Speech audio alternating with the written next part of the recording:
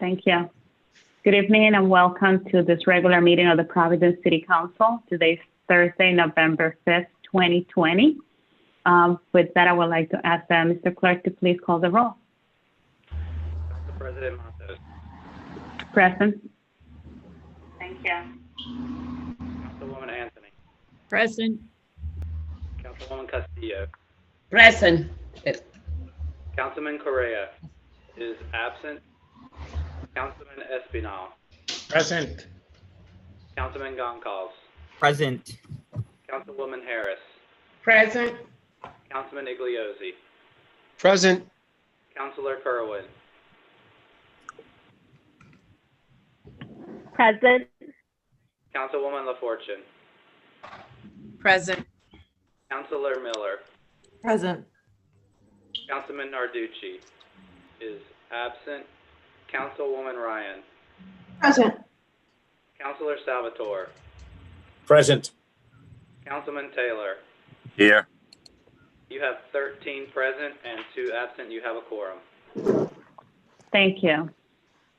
The invocation will be given by Councilman Pedro Espinal. Thank you, Madam President. During these difficult times that we're facing, Heavenly Father, we come to you once again to ask for your forgiveness, your understanding, and also that you enlighten us with wisdom, knowledge, as we, as servants of our constituents, prepare to make tough decisions, but always with them in mind and on their behalf, as we collectively work to make our city a better place to live. Thank you, Lord. Amen. Amen. The Pledge of Allegiance of the United States, of the flag of the United States, is going to be led by Councilman John Goncalves. Thank you, Madam Chair. I pledge of allegiance With allegiance To the flag to the flag of the United States of States of America, and to the republic Republic for which it stands, one one nation, under God, indivisible, with liberty and justice for all. For all.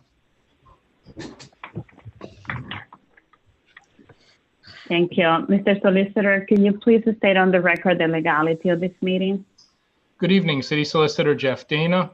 Per executive order of Governor Raimondo, we are permitted to hold this meeting via Zoom. Thank you. I'm going to ask the clerk to please read the City Council Rules 6 and 7 into the record to make sure that we have a healthy discussion in this meeting. Certainly. This is from the rules of the Providence City Council. Rule number 6, discussion and debate.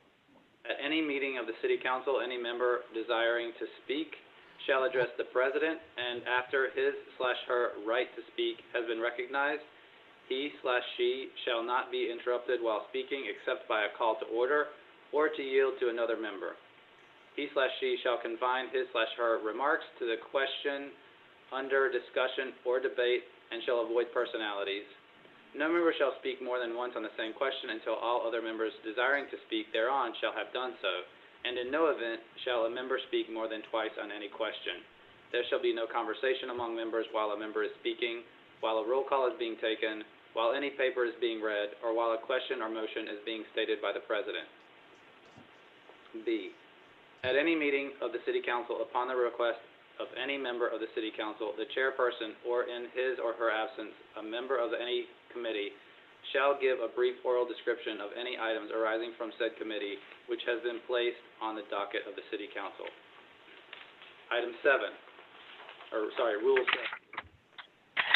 Personal opinion or expression. At any meeting of the City Council, any member desiring to speak on a matter of personal opinion regarding an item not appearing on the docket shall address the President and request a point of personal opinion or expression. After his/her right has been recognized, he/she shall speak no longer than 5 minutes. No member shall speak more than once on a point of personal opinion or expression at any meeting of the City Council. the order of business under Rule 13, reconsideration, shall prevail over any request of personal opinion or expression. Thank you. Mr. Clerk, can we go back to the regular agenda? Absolutely. Approval of minutes, item 3. Journal of Proceedings, number 26 of the regular meeting of the City Council held October 15th, 2020. Madam President, Leader Ryan? motion to approve item 3 on a voice vote. Motion has been made. Is there a second? Is there a second? Second, Madam President. Okay, motion has been made and Second. second for item number 3.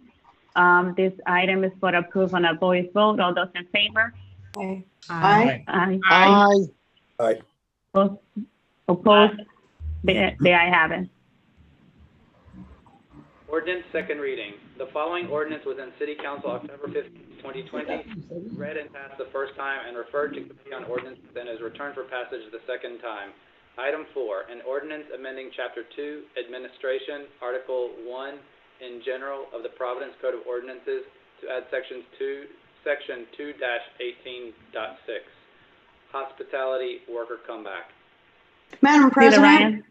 motion to pass item 4 on for the second time on a roll call vote. Second, Madam President. Motion has been made and second to pass item number 4 for the second time on a roll call vote. Mr. Clerk? Council President Matos. Aye. Councilwoman Anthony. Aye. Councilwoman Castillo. Aye. Councilman Correa is absent. Councilman Espinal. Aye. Councilman Goncalves. Aye. Councilwoman Harris. Aye. Councilman Igliozzi. Aye.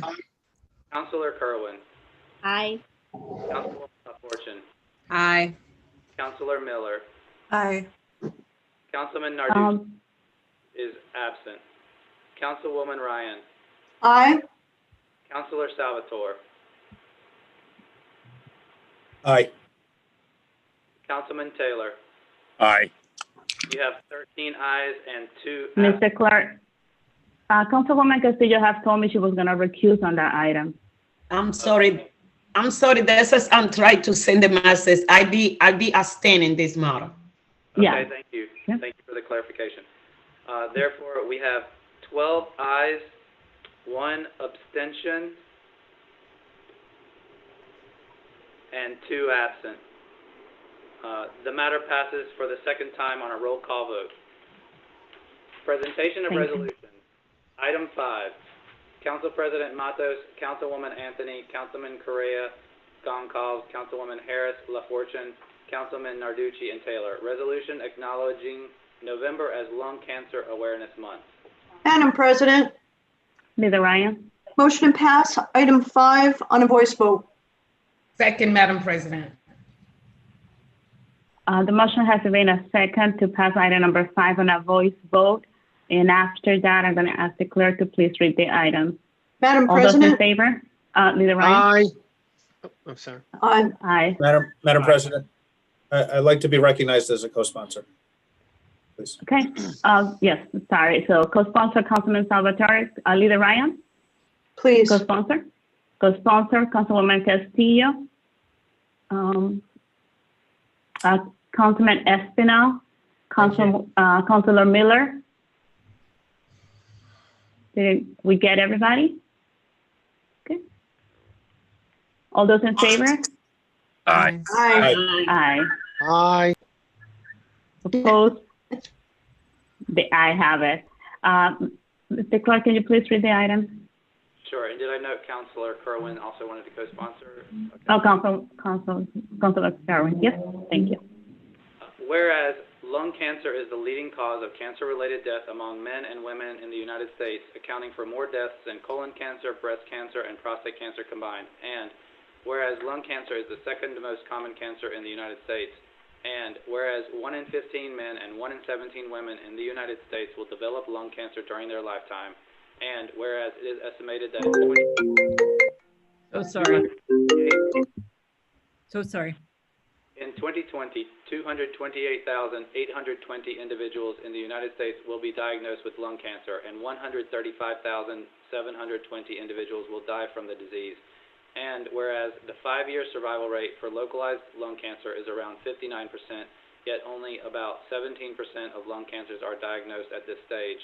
And whereas screening for lung cancer for high-risk individuals using low-dose CT scans can lead to the earlier detection of lung cancer and save lives, reducing the mortality by 20% when compared to screening by chest x-ray, and reducing the risk of death at 10 years by 24% and 33% in women when compared to no screening. And whereas lung cancer screening can effectively reduce lung cancer mortality, yet only a small percentage of individuals, 3.9 to 8.6%, considered to be at high risk for developing lung cancer actually undergo lung cancer screening with low-dose computed tomography. And whereas educational efforts can increase awareness for lung cancer and lung cancer screening among the general public, patients, and healthcare workers, thereby increasing the early detection of lung cancer. And whereas funding for lung cancer research trails far behind funding for research of many other cancers, and additional research is needed in early diagnosis, screening, and treatment for lung cancer, as well as to address lung cancer health disparities. Now, therefore, be it resolved that the City Council of the City of Providence hereby acknowledges November as Lung Cancer Awareness Month in perpetuity, and further encourages all Rhode Islanders to consult with their doctor about the efficacy and importance of lung cancer screening. Be it further resolved that upon passage, a copy of this resolution be sent to the Mayor of Providence. Thank you. Item 6, Council President Matos, Councilman Correa, Goncalves, and Narducci. Resolution authorizing the Mayor of the City of Providence to enter into a construction, maintenance, and ownership agreement with the Rhode Island Department of Transportation for the purposes of rebuilding the Route 95 North Viaduct. Are there any additional sponsors for this? Madam President? Councilman Iglesias?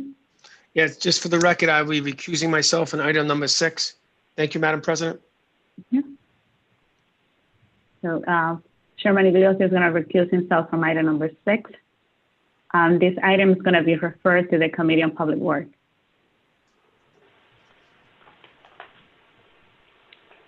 Item 7, Councilwoman Castillo, Anthony, President, Leader Ryan? a motion to ask the clerk to read items 7 through 11 into the record and pass on a roll call vote. Second, Madam President.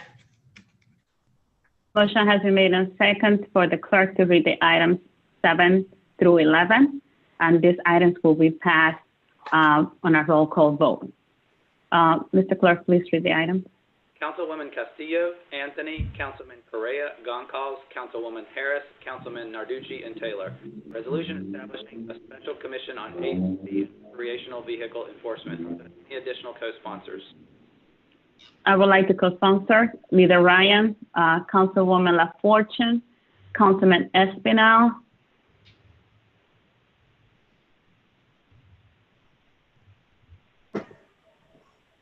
Item 8, Councilman Espinal, Correa, and Goncalves. Resolution regarding liquor license renewal. Are there any additional co-sponsors? I would like to co-sponsor Councilwoman Castillo, Councilor Kerwin, Ryan, Councilor Miller, Councilman Taylor, Councilman Salvatore. Just want to one last time, did we get everybody? Okay, all right.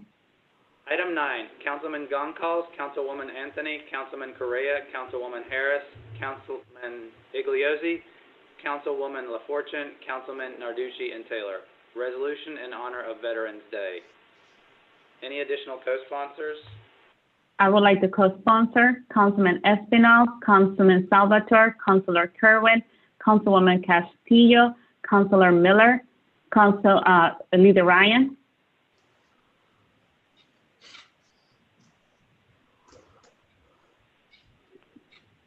Item 10, Councilman Goncalves, Councilwoman Anthony, Councilman Correa, Councilwoman Harris, Councilmen Igliozzi, Narducci, and Taylor. Resolution commemorating and honoring the life of the late United States Supreme Court Justice Ruth Bader Ginsburg. I would like to co-sponsor also Leader Ryan, Councilman Espinal, Councilman Salvatore, Councilor Miller, Councilor Kerwin, Councilwoman Castillo. Did I get everybody? Okay. Councilwoman LaFortune.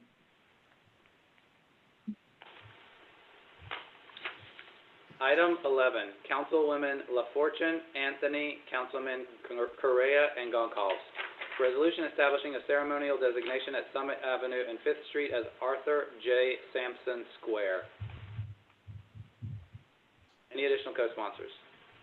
Additional co-sponsor, I would like to co-sponsor Councilman Salvatore, Councilman Espinal, Councilor Miller, Councilor Kerwin, Leader Ryan, Councilwoman Castillo. Councilman Taylor, I'd like to sponsor. Oh, Councilman Taylor, sorry, Councilman Taylor. Thanks.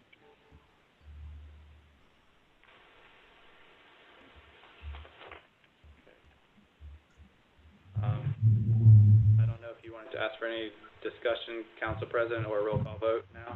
Thank you. Any discussions? Anyone going to speak in any of these items? Madam President, I'd like to speak on, Madam President, I'd like to speak on item number 9. All right, so I have Chairman Igliozzi, then after it's going to be Councilman Espinal, and then Councilwoman LaFortune. So Chairman Igliozzi. Thank you, Madam President. I think I'm very grateful, actually, and we should be humbled and proud that this resolution, item number 9, and I presume will be passed this evening. The veterans, the men and women who serve our armed forces have protected our liberties and our pursuit of happiness since the dawn of this great country. I myself have had my second cousin died at the beaches of Normandy. My father served in the Korean War. My first cousin served as a gunny sergeant in Vietnam. My brother-in-law, who passed away, served in the Navy in Vietnam. And my family and my other relatives have served in the numerous armed forces throughout the decades in this great country. One of the things that my family chose when my Italian side of the family came off the boat back in the 1900s was they left behind a former country. A country that at that time didn't provide the resources, or a country that didn't provide the opportunities that this great country did. My grandfather and grandmother didn't know each other. They were young children. My grandfather was in his teens. He came off the boat, didn't know anybody, had no money, and then came to Ellis Island. He then got into what they call the iron business. And one of the things him, and of course my grandmother, who he met, she came off the boat.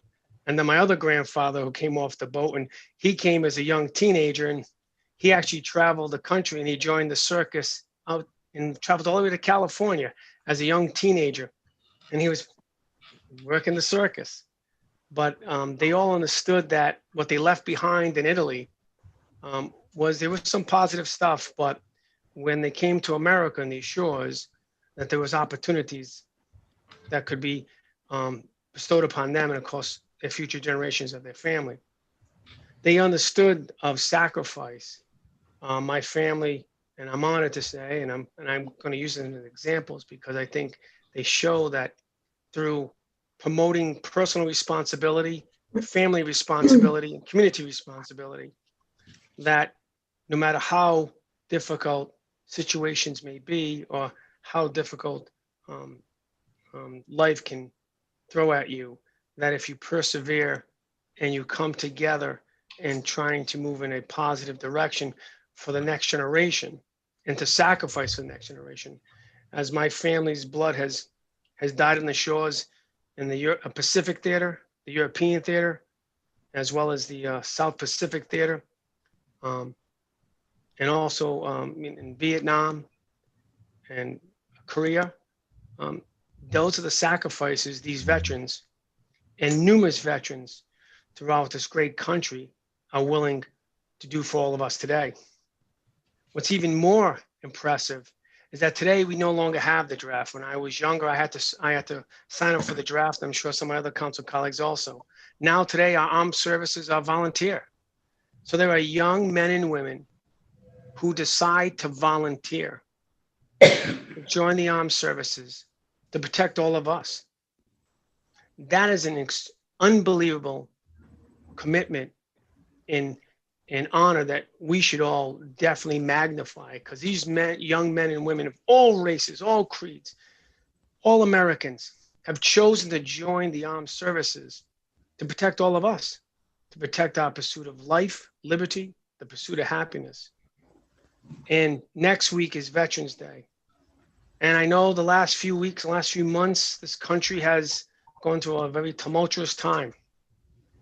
As you know, tonight, by the way, you may not see, I'm actually wearing a purple tie, because when you add red and blue together, it makes purple, and it's imperative. Your video's I know, not on. for my video. Sorry, my video. It's important that moving forward, that all of us as Americans need to promote a unified, create unity, respect each other, respect each other's needs and concerns and wants, and hopefully we turn a page the next couple of days where we can start moving in that positive direction. And with moving in that direction, it's important never to forget the veterans, the men and women who are joining the service right now as we speak from our neighborhoods, who give us all an opportunity this evening to speak before this great body, to be elected officials, and to support them who support us to make this country a great country and to make it better as we move forward in the near future. Thank you, Madam President. I also urge everybody to support item number 9. Thank you. Thank you, Mr. Chairman. Next is Councilman Espinal, then it will be Councilwoman LaFortune. Councilman Espinal. Thank you, Madam President. Chairman Iglesias, thank you for those kind words for our veterans. They truly hit home. I'd also like to speak on item number 8, the liquor license resolution. Madam President, member of the City Council, thank you for your co-sponsorship. This is a very critical, very important resolution. As you know, with this global pandemic, Rhode Island has been hit hard, and over 35,000 people have already tested positive.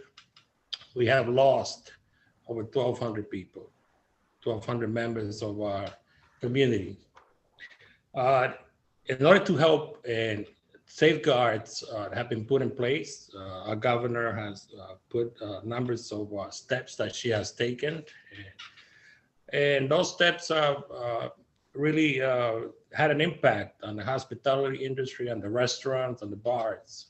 And according to the law, Section 358 of the Rhode Island General Law, all liquor license, except for Class C and F, must be renewed every December 1st of every year. The City of Providence, as well as Pawtucket and Warwick, have also taken steps to allow for this industry prior to renewing the liquor license, because then the business is just not there. So they allow them to make payment plans. We passed that, and I was glad to be able to co-sponsor that. But unfortunately, in order for them to be able to renew the license, they also need what is called a letter of good standing, which is under Rhode Island General Law 3724. And that can come at a high price also. So what this resolution does, it asks the governor of Rhode Island to issue an executive order waiving the letter of good standing. It'll be a gesture. It'll be the right thing to do in order to help it one way or another, the hospitality industry, the restaurant, the bars, to be able to keep on doing business without having to dish out so much money, understanding that they have undergone tremendous losses under these circumstances. It's a great resolution. Again, thank you for your co-sponsorship, and I move passage on it. Thank you. Councilwoman LaFortune. Thank you, Council President. I just want to briefly talk on item number 9 and item number 11. For item number 9, a resolution honoring Veterans Day, in regards to what Councilman Igliozzi had mentioned, now people are choosing or volunteering to serve in the military. One of my sisters is one of the people who volunteered, and she was in the Air Force. Last year, I had the honor and pleasure of running the Marine Corps Marathon. And this year, I will be running the Marine Corps Marathon, but instead of a marathon, I'm running a 50K virtually, which is a little over 31 miles on Sunday. And one of the beauties about this marathon is just seeing so many people, veterans, who served and who risked their lives, to see people who are amputees, running or on their wheelchairs, and just to see people coming together to honor these individuals. One of the most transformative moments for me during that marathon, and the whole time it rained, it was at the end when it stopped raining, was this path that you run down, and it's several miles. But on this path is photos of fallen soldiers, their names, their ages, and where they came from. And there was one area where it was a list of fallen soldiers during 9/11. And why that is so critical for me is I had signed up to join the Air Force. In fact, I went to Boston, took the exam, went through the physical, everything. All I had to do was sign the dotted lines. And it was one of my coaches in high school, my field and track coach was like, Rebecca, you're going to college, you need to figure it out. But I think about all those people who risked their lives, and most of them were under the age of 25. They were babies. Some as young as 17 years old, 18, who went into the military and never came home. So when we think about people who are in the military, who are making this sacrifice, they are doing it to protect us, to protect our nation. And it's really important for us to continue to honor them, to continue to support initiatives that support them when they come home. Because many of these individuals suffer from trauma, mental health issues, homelessness. We have veterans who are homeless right here in Providence. So it's really important, not only do we honor that day and honor our veterans, but also think about how we can better support those who have made the ultimate sacrifice for us, risking their lives, and the people who have done so. So I hope that that we continue to do the work that we're doing, recognizing and elevating the people who've dedicated their lives to the service, but also thinking about what are some initiatives that we can do, that we can create, implement to better serve our veterans. In terms of item number 11, honoring Arthur Sampson, thank you so much to all my council colleagues who are supporting this resolution. Mr. Sampson has been with Miriam Hospital or with Lifespan for over 35 years and will be retiring in December. This is someone who's known for his agile demeanor, strong leadership, strategic approach, a loyal advisor, someone who worked hard to implement programming and people to build bridges within the community. In my own ward, Summit, there's a playground that they help support funding for every year. Lifespan doctors and employees come out to do our neighborhood cleaning. They have ran for several years this initiative to ensure that kids who probably don't have the resources, and families don't have the resources for Christmas, to ensure that they have gifts, they have dinner, and all types of initiative. And so I really thank you for supporting this, this resolution in honoring someone who has not just been a strong leader at Miriam, but also has been someone who's been dedicated to the community and building bridges with the community, because they see that healthcare in hospitals are not just to provide health services, but are part of an integral part of the community in addressing community needs. So I thank all of you for your support, and I look forward to us passing this. And this will be a great gift for him when he retires. So thank you. Thank you, Councilwoman. Councilman Goncalves is next.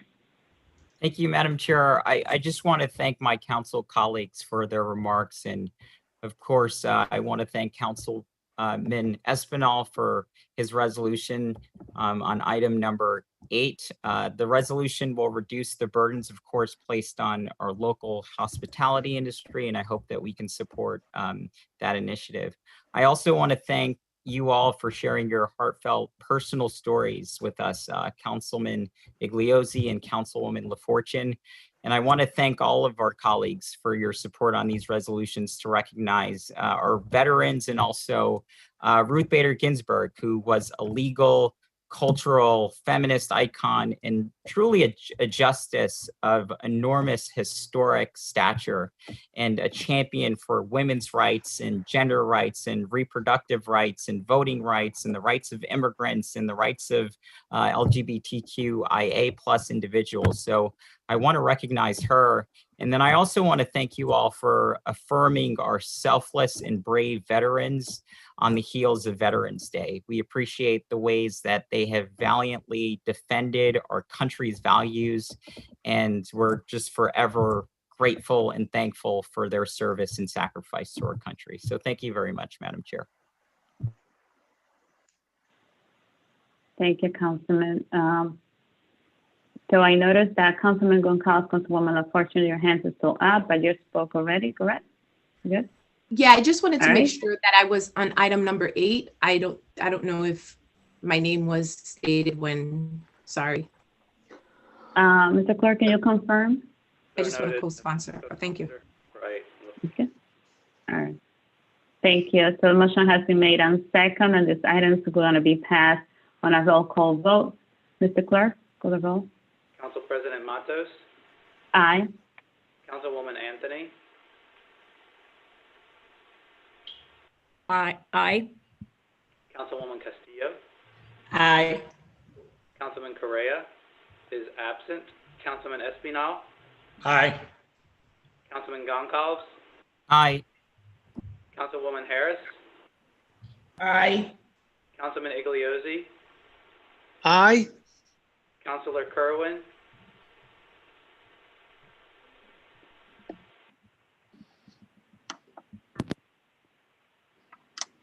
Hear me? Sorry, there's a lag. No. yes, Aye. I have you.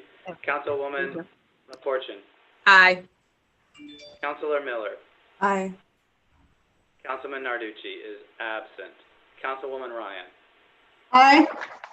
Councilor Salvatore, Aye. Councilman Taylor. Aye. You have 13 ayes and 2 absent. The several matters pass on a roll call vote. Item 12, Councilwoman LaFortune, Anthony, Councilman Correa, and Goncalves. Resolution renaming Essex Hopkins Middle School. Refer to the committee on ER. Item, are there any additional sponsors of this before we head I in? see co-sponsor. I see Councilor Kerwin, Councilman Salvatore, Councilor Miller, Councilman Espinal.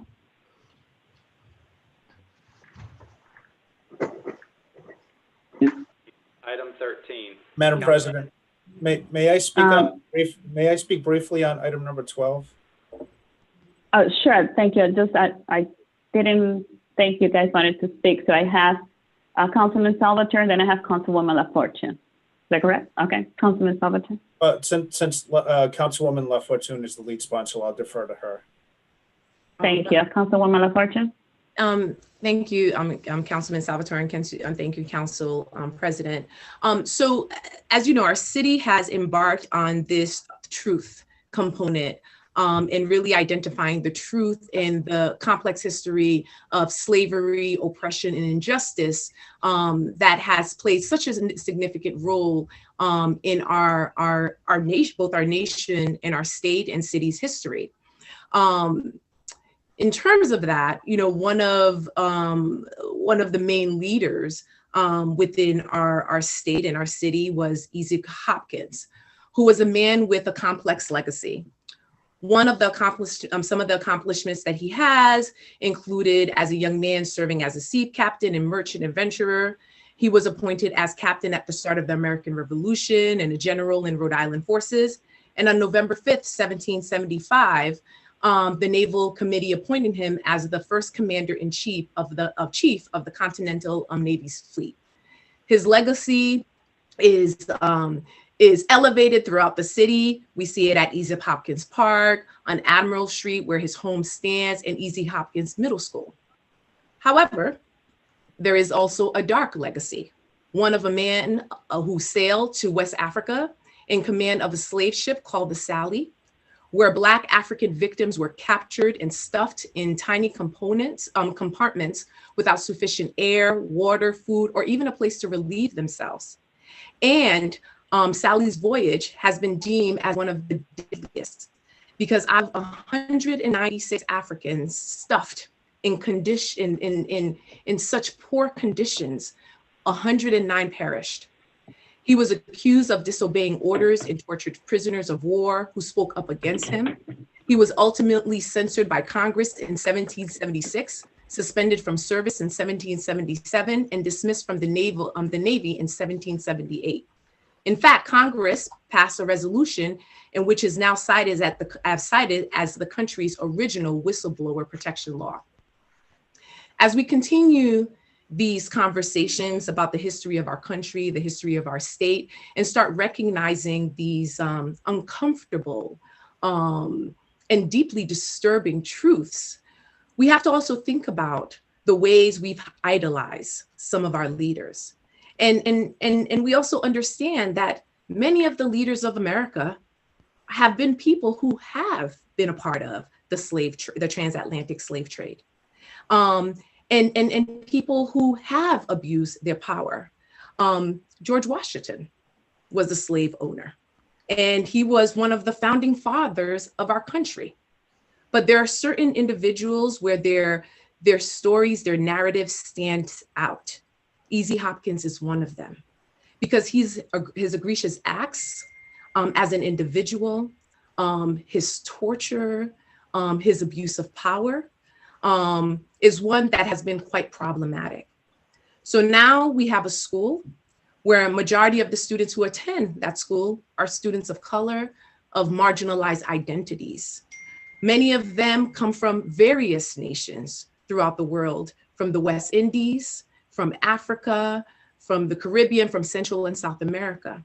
So when you think about a person like Izzy Hopkins, someone who did not value human life, someone who did not value authority, someone who did not value integrity and justice, we can't expect our students to walk through that building on a daily basis, to sit and learn in that establishment, knowing that their school is named after someone who abused and tortured people who look like them.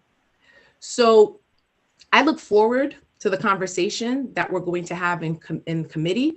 I hope that students come to share some of their concerns. But if we're truly going to do this work of acknowledging these histories and creating anti-racist, anti-bias, inclusive communities, then we need to start addressing and speaking about these narratives, these legacies, and these people who've built their wealth on the lives and torture of other people. So again, I look forward to the discussion, and I do hope that all of my council members support this resolution, because our kids deserve better. And we need to continue to push for schools and public spaces that are named after people who have made real contributions to our society, contributions that elevate all people, that support all people regardless of race, sexual orientation, ethnicity, culture, immigration status. So thank you to everyone who's co-sponsored it. And again, I look forward to our discussions. Thank you. Councilman Salvatore, and then after Councilman Salvatore, I have Councilman Taylor. Councilman Salvatore. Thank you, Madam President, and thank you, Councilwoman LaFortune, for introducing this important resolution. And, you know, I don't think there's much more to be said, but, you know, as somebody who attended public schools in Providence from kindergarten through the 8th grade, you know, these are conversations that we didn't have. We didn't have them in the Providence public school system. And, you know, I think this speaks to curriculum and having an opportunity for our students to learn the history of our institutions. So, you know, it's not only Isaac Hopkins. And again, I know these are difficult conversations, and I know, personally speaking, and I think I can speak for many others, we like to preserve history in Providence and throughout the country. But I think it's equally as important, if not more important, to teach the history than preserve some of this history. And, you know, when I think of Nathaniel Green Middle School, where I went to school, there's another example of a school building where the curriculum didn't necessarily include the dark past of General Nathaniel Green. Yes, we learned about the great things that, or accomplishments that Nathaniel Green made while moving away from the British monarchy, but we didn't learn about his active participation in the slave trade in Rhode Island. So I think we need to have a comprehensive conversation around our school buildings. And to Councilwoman LaFortune's point, you know, how are we to expect our young people to learn in a setting where we either, one, don't teach the history of the name of the school building, or two, ignore the fact that some of these buildings are named after folks who participated in what was unacceptable then, and it is in what would certainly be unacceptable now. So again, I look forward to a holistic conversation around the names of our school buildings, and also providing an opportunity for our young people to be engaged in that conversation. That's equally as important, that we hear from them, not only for them to learn the history, but then for them to be actively engaged in that conversation and how we can create spaces that they not only respect, but they're taking advantage of a world-class education opportunity. And I think, again, that starts with the name of the school building. So again, thank you, Councilwoman LaFortune, for putting this forward. And I think we should be having, again, that holistic conversation around the names of our school buildings. Thank you. Thank you, Councilman Taylor. Yes, I'd just like to, I'd like to, I guess, ask the sponsor if she checked with the councilman in that ward or before she put this in. Because, you know, we all have different issues and, you know, different things that are questionable. Obviously, Brown University is one of them. I'm reading here that they did the same thing. They were slave traders, and they had 196 slaves died in the journey. So we can obviously look into, we should obviously rename Brown University. But I just wanted to know if the co-sponsor checked with not co-sponsor, checked with the councilman, because I think we should all be checking with each other on things that are in each other's ward. And he's not here tonight. I would have asked him outright, but he's not at this meeting. So, Council President, may I respond? Councilwoman LaFortune. May I respond, Council President? Continue. Thank you. So Councilman Taylor, I did have a conversation with the Councilman Narducci. One, Two, you're right, the 100, there was 196 enslaved people on the ship, 109 passed away. The people who did sponsor that ship were the Browns. And the captain of the ship, of the Sally, was E.Z. Hopkins. But one of the things we have to remember is that there are institutions that have recognized those uncomfortable truths about the history of their institutions and the people who've made quite a significant amount of money on the backs of slaves. I don't know if you remember, but Dr. Ruth Simmons commissioned a quite powerful report to address this very concern. And when you walk through Brown's campus, one of the first things that you see when you walk through the gates is an art installation acknowledging the role that Brown played in the slave trade. George, what is it? What's the institution in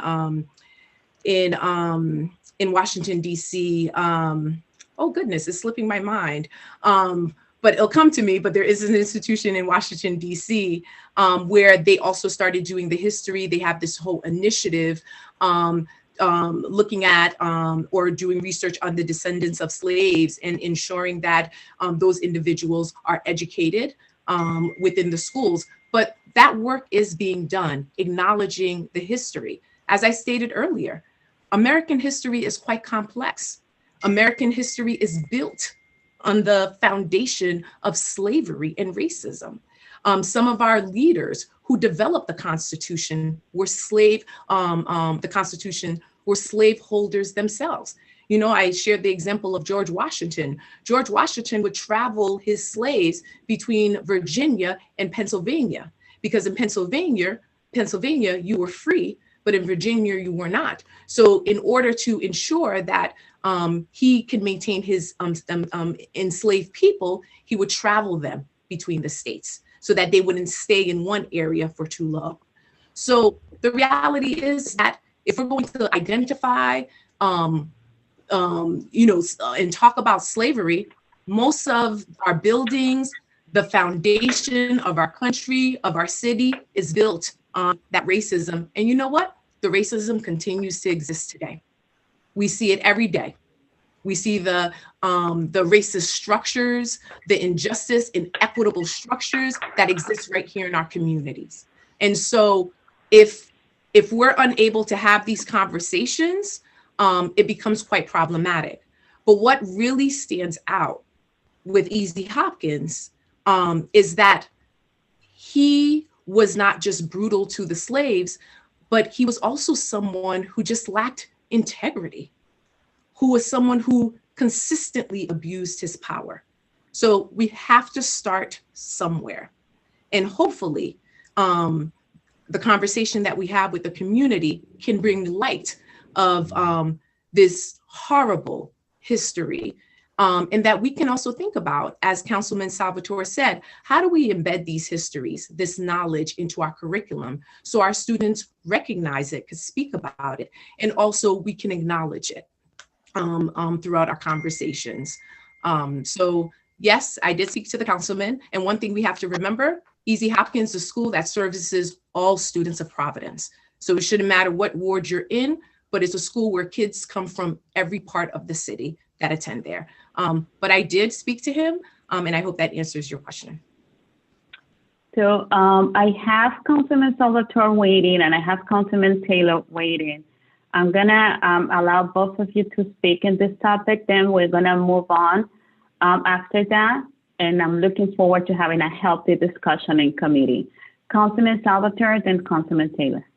Thank you, Madam President. And I would just add that Councilwoman LaFortune also reached out to me, and while the E.Z. Hopkins Middle School is not located in the 14th Ward, it does serve many children who I represent in the Wanscook neighborhood. And I think when we're having these conversations, we have to keep in mind that many of our middle schools and high schools are not necessarily neighborhood specific schools. So in this example of E.Z. Hopkins Middle School, it sits between the Mount Hope neighborhood, which Councilwoman LaFortune, as we all know, represents, and in between the Wanscook neighborhood.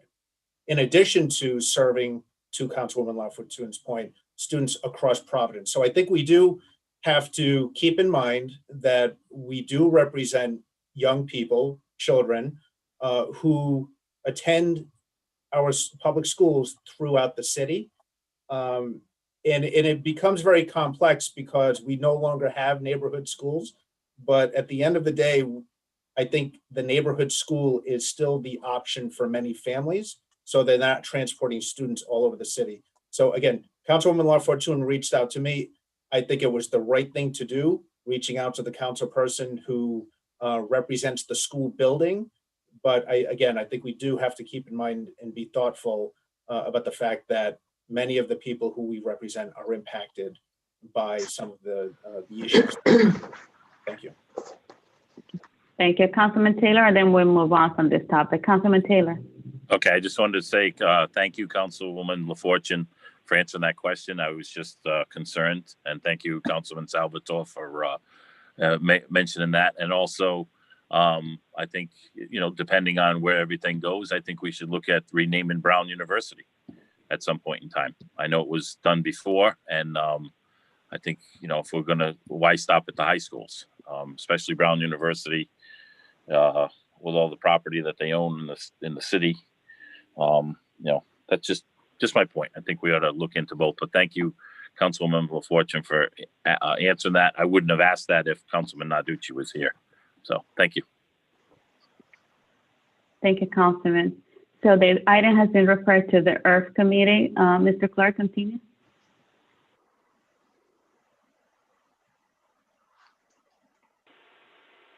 Item 13, Councilman Narducci, Correa, Goncalves, and Taylor. Resolution approving the allocation from the School Safety and Traffic Calming Fund in the amount of $67,000 for the purpose of contracting with Narragansett Improvement Company to install speed lumps. Madam President, Leader Ryan. motion to pass item 13 on a roll call vote. Second, Madam President. Okay, I also would like to co-sponsor this item, and some motion has been made on second to pass item number 13 on a roll call vote.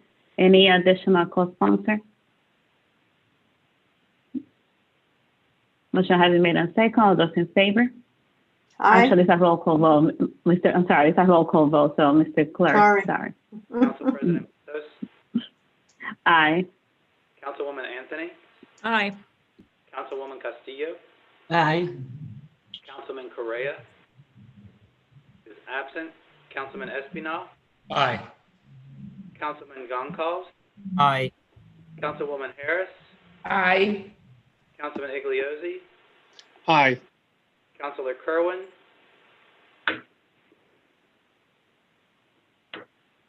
Aye. Councilwoman LaFortune, Aye. Councilor Miller, Aye. Councilman Narducci is absent. Councilwoman Ryan, Aye. Councilor Salvatore, Aye. Councilman Taylor. Aye. You have 13 ayes and 2 absent. The matter passes on a roll call vote. Item 14, Councilwoman Ryan, Councilman Correa, Goncalves, and Taylor. Resolution remembering the legacy and memory of John Henry Carty. Madam President, Leader Ryan. motion to pass item 14 on a voice vote. I'd like to also ask the clerk to read the resolution into the record. Second, Madam President. Motion has been made on second to pass items 14 on a voice vote and to ask the clerk to read the item. Before the vote, I would like for the clerk to read the item. Are there any additional co-sponsors also before? I want to take the co-sponsor after you read it to make sure everybody has the opportunity to hear. Great. Okay, thank you. Whereas on October 20th, 2020, John Henry Carty, a lifelong Providence resident, died peacefully at home after a year-long battle with cancer. And whereas born in Providence, Rhode Island on April 17, 1957, John was a graduate of St. Pius V Elementary School, LaSalle Academy, Providence College, and the University of Cincinnati, where he earned a master's degree in deaf education. And whereas John served the Rhode Island School for the Deaf in multiple roles for over 28 years, including as a teacher, coach, president of the Teachers Association, athletic director, and director of outreach. And whereas in February 2020, the Eastern Schools for the Deaf Athletic Association honored him by naming the annual girls basketball tournament trophy the John Carty Championship Traveling Trophy. And whereas John is survived by his loving wife, Frances Cook Carty, his son, Mark Carty, and his partner, Adele Janik, his daughter, Karen Carty Clements, and her husband, Steve Clements, and 3 loving grandchildren who call him Papa John, Shane and Haley Clements, and May Carty. And whereas he also leaves Rosemary Carty and David Smith of Narragansett, Joseph J. and Ann Carty of Naples, Florida, Kathleen Carty and William Keita of Hamburg, New York, Paul Carty of Narragansett, brother-in-law Paul Cook and his wife Marcia of Cincinnati, Ohio, and 15 nieces and nephews and their children. And whereas for over 30 years, John Henry Carty was an outstanding educator who believed every child has the capacity and right to grow into a lifelong. Now, therefore, be it resolved that the City Council of the City of Providence does hereby honor the legacy and memory of John Henry Carty. Be it further resolved that the City Council of the City of Providence extends its deepest condolences to the entire Carty family, as well as John's extended family and friends throughout Providence and beyond. Thank you. I would like to co-sponsor. Any additional co-sponsors? Councilor Miller, Councilman Salvatore, Councilman Espinal, Deputy Majority Leader Harris, Councilor Kerwin, Councilwoman Anthony, Castillo. Councilwoman LaFortune, Councilwoman Castillo. Okay. So the motion has been made on second. All those in favor? Aye. Aye. Opposed? The ayes have it. Item 15, Councilwoman Ryan, Councilman Correa, Iglesias, Narducci, Taylor. Resolution requesting a citywide public safety plan. Can I be a co-sponsor? Madam President, This is item number 15. Councilman Castillo would like to be a co-sponsor. I would like to be a co-sponsor. This item is going to be referred to the Committee on Ordinance, and I know the leader Ryan wants to speak. just wanted to thank you very much, Council President, for recognizing me. This has been a topic of discussion in the council for many, many months, and I know that there are strong feelings on this topic. This is going to the Ordinance Committee to have a full and robust discussion and a transparent discussion. There are important things that we've discussed in various committee meetings in the Finance Committee, but it's time. One of the most important obligations, principal obligations of the mayor and the city council is public safety. So I put this forth and I appreciate my co-sponsors' support of this. This will be a healthy discussion in our Ordinance Committee, and I look forward to my council members' participation in that discussion. Thank you. Thank you. I see Councilwoman Anthony and then Councilwoman LaFortune.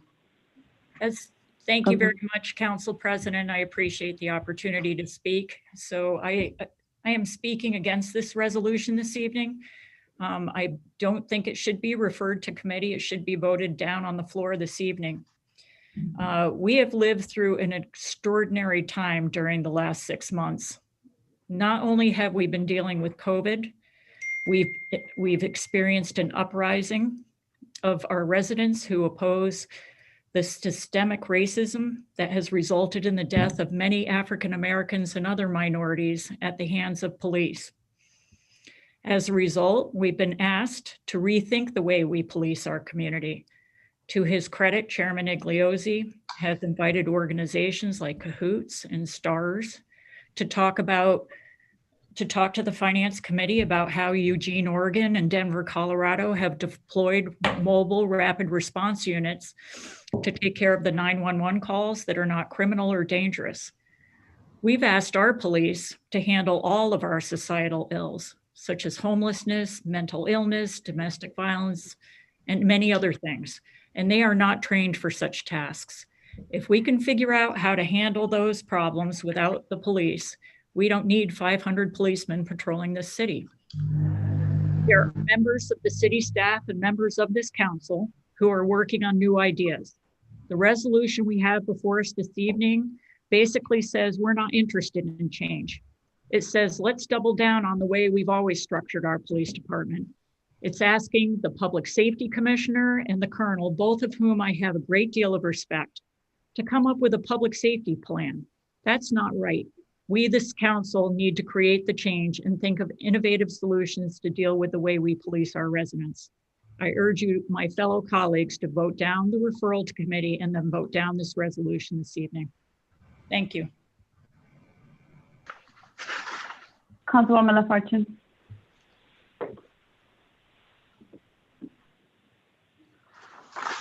Thank you, Council President. I too am speaking in opposition on item 15. I agree with my council colleague, Councilwoman Anthony. One of the things that we also have to think about is what is the core root of these issues? We have seen an influx in violence within our community, but we also have to remember that our rec centers are closed. Most of our after-school programming are not happening.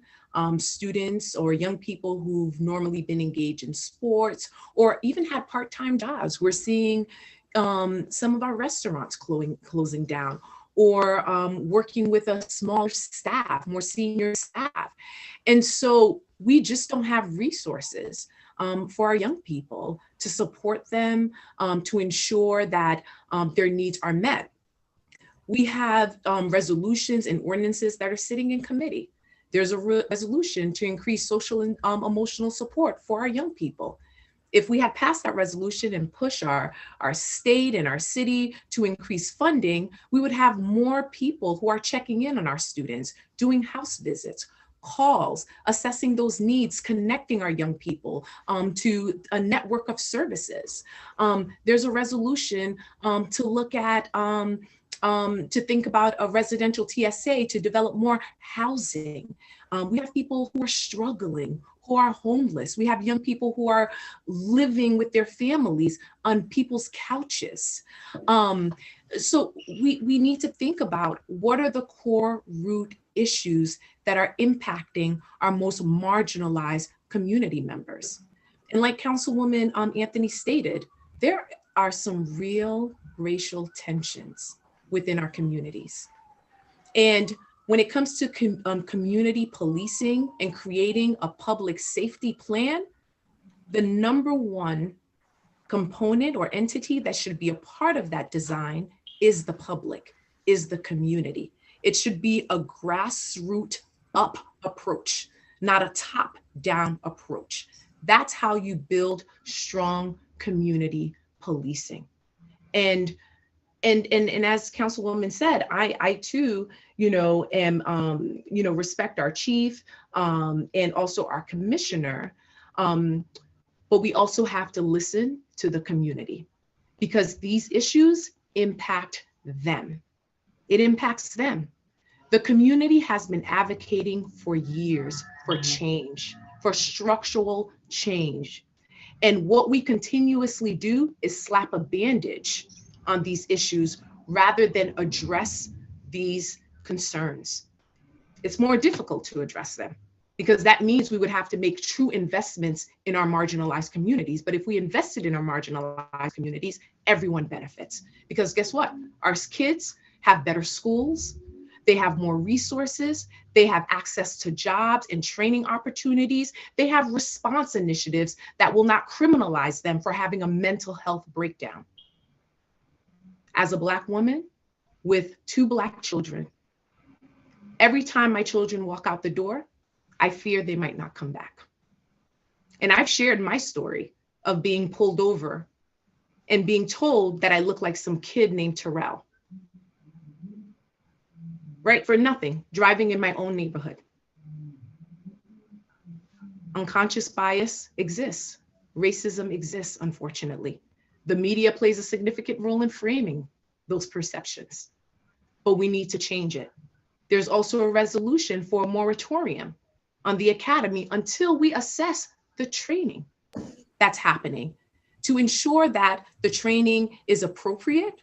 It's an it's built on an anti-racist framework, and that our police officers are also getting the resources that they need. Because I also acknowledge that every time an officer goes out, they're leaving their home and hoping that they get to come back too. Same thing with our young people and people of our marginalized communities. So if we want the system to work, we do have to reform it. We do have to address the core root of the issue. When we look at communities that have low crime rates, that have strong schools, those are communities that have strong social services. Those are communities where there are more people who are educated. Those are communities where people have jobs. We need to ensure our communities have the same thing. And that is what's going to address the issue. This approach is not the way. Unfortunately, it's not. We've tried this before, it has not worked. So until we can address the core issues, then I cannot support us increasing more police officers to address a problem that we know exists, that we are unafraid to deal with. So I also am asking my colleagues to not send this to committee, not refer it to committee, and to vote it down on the floor tonight. Thank you. So I just want to clarify, the item was already referred to committee.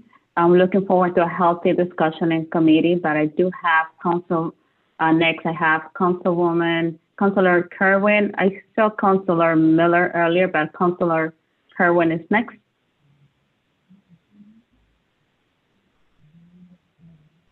Thank you, Council President.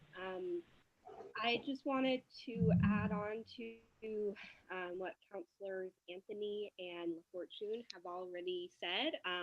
Like them, I will be voting no because I do not believe that this resolution should go to committee.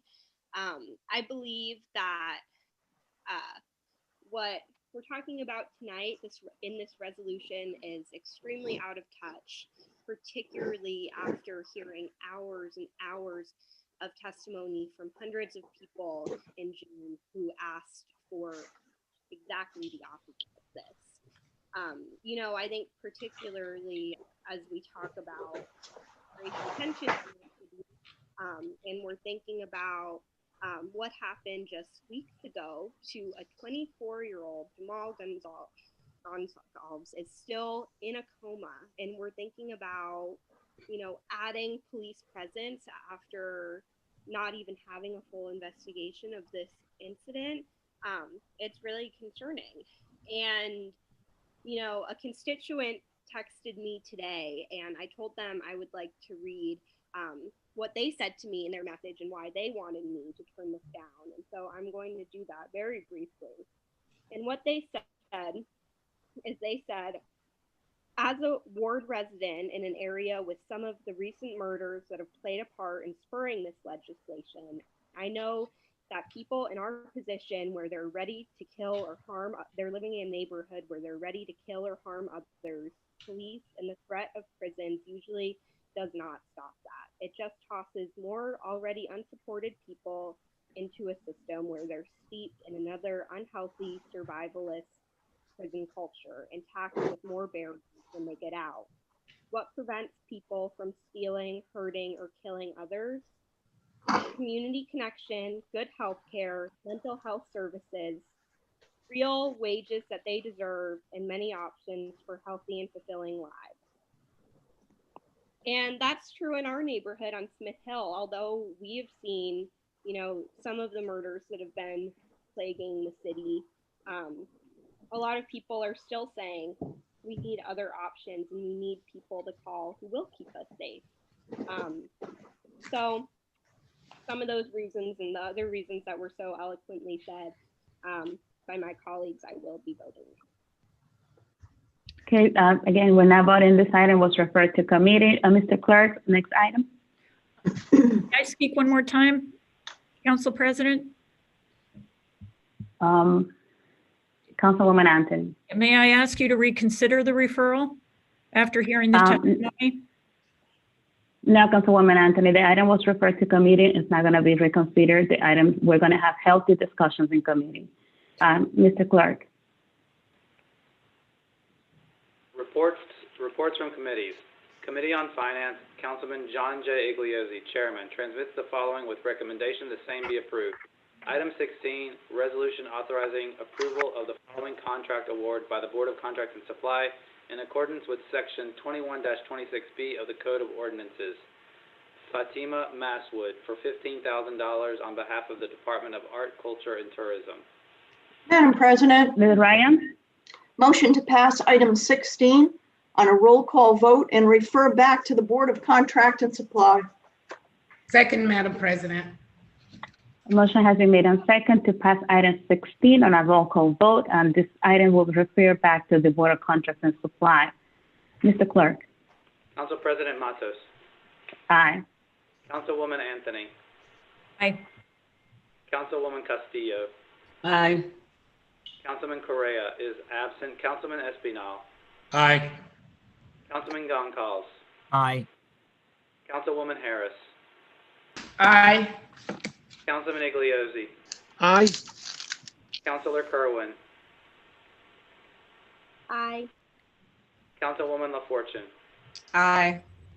Councilor Miller. Aye. Councilman Narducci is absent. Councilwoman Ryan. Aye. Councilor Salvatore. Aye. Councilman Taylor. Aye. You have 13 ayes and 2 absent. The matter passes on a roll call vote and will be referred back to the Board of Contract and Supply. Transmit the following with recommendation. Madam President.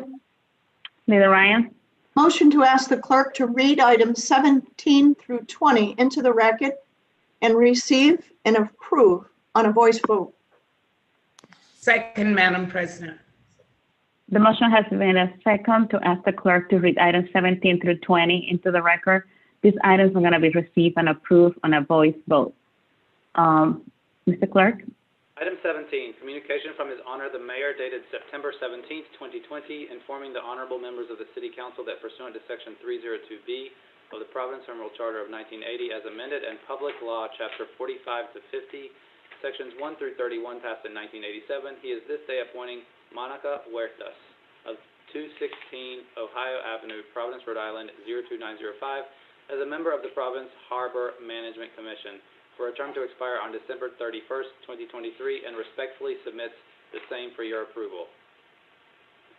Item 18, communication from His Honor the Mayor dated September 17th, 2020, informing the honorable members of the City Council that pursuant to Sections 3B and 1009 of the Providence Home Rule Charter of 1980, as amended, he is this day reappointing Ron Crossan of 191 Dudley Street, Providence, Rhode Island, 02905, as a member of the Providence Public Building Authority for a term to expire on January 31st, 2025, and respectfully submits the same for your approval. Item 19, communication from His Honor the Mayor dated September 17th, 2020, informing the honorable members of the City Council that pursuant to Sections 302B and 1009 of the Providence Home Rule Charter of 1980 as amended, he is this day reappointing Vincent Kilbridge of 88 Lorimer Avenue, Providence, Rhode Island, 02906, as a member of the Providence Public Building Authority for a term to expire on January 31st, 2025, and respectfully submits the same for your approval.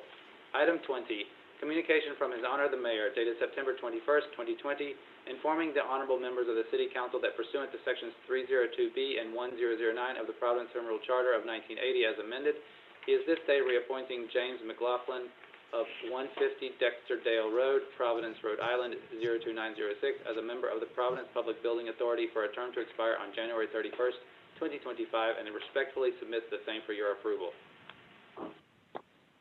Thank you. This motion has been made on second. All those in favor? Aye. Aye. Aye. Opposed? The ayes have it. Committee on Ordinances. Madam President. Ms. Ryan. Motion to ask the clerk to read items 21 through 23 into the record and to pass for the first time on a roll call vote. Second, Madam President.